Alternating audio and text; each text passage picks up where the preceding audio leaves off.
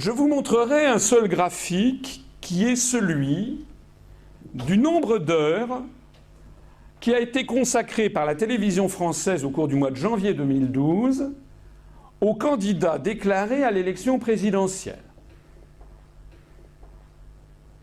Ce qui est dramatique dans ce graphique, c'est qu'il est l'illustration exacte de ce qu'ont découvert les Américains et les études de sociologie venues d'outre-Atlantique depuis maintenant un certain nombre de décennies, d'années.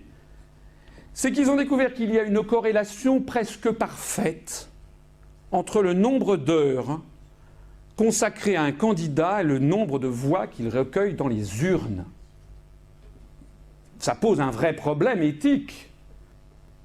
Parce que ça veut dire que quand vous tenez les médias, et quand vous tenez en particulier la télévision, vous pouvez faire élire un cheval.